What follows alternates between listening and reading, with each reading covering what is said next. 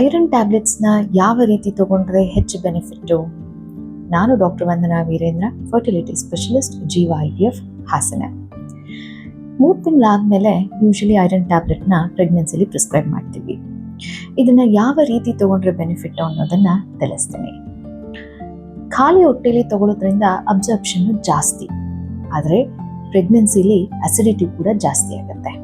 ಹಾಗಾಗಿ ಊಟಕ್ಕಿಂತ 10 ನಿಮಿಷ ಮುಂಚೆ ತಗೊಳ್ಳೋದ್ರಿಂದ ಅಬ್ಸರ್ಪ್ಷನ್ನು ಬೆಟರು. ಐರನ್ ಟ್ಯಾಬ್ಲೆಟ್ಸ್ನ ಲೆಮನ್ ಜ್ಯೂಸ್ ಜೊತೆನೋ ಆರೆಂಜ್ ಜ್ಯೂಸ್ ಜೊತೆನೋ ಕೂಡ ನೀವು ಸೇವನೆ ಮಾಡ್ಬೋದು. ಯಾವುದನ್ನು ಅವಾಯ್ಡ್ ಮಾಡಬೇಕು? ಐರನ್ನು ಹಾಗೂ ಕ್ಯಾಲ್ಶಿಯಂ ಟ್ಯಾಬ್ಲೆಟ್ಸ್ನ ಒಟ್ಟಿಗೆ ತಗೊಳ್ಳೋಕ್ಕೆ ಹೋಗಬೇಡಿ. ಇನ್ನು ಟ್ಯಾಬ್ಲೆಟ್ಸ್ ತಗೊಳ್ಳೋಕ್ಕಿಂತ ಮುಂಚೆ ಅಥವಾ ಟ್ಯಾಬ್ಲೆಟ್ಸ್ ತಗೊಂಡಾದ್ಮೇಲೆ ಏನಿಲ್ಲ ಅಂದ್ರೂ 1 ರಿಂದ 2 ಅವರ್ ಕಾಫಿ ಮತ್ತು ಟೀ ತಗೊಳ್ಳೋದು ಬೇಡ. ಸರಿಯಾದ ರೀತಿಲಿ ಐರನ್ ಟ್ಯಾಬ್ಲೆಟ್ಸ್ ತಗೊಳ್ಳೋದ್ರಿಂದ ಪ್ರೆಗ್ನೆನ್ಸಿನಲ್ಲಿ ಅನಿಮಿಯಾನ ತಡೆಗಟ್ಟಬಹುದು. ಇನ್ನು ಹೆಚ್ಚು ಮಾಹಿತಿಗಾಗಿ ಜೀವ IVFನ ಫಾಲೋ ಮಾಡಿ.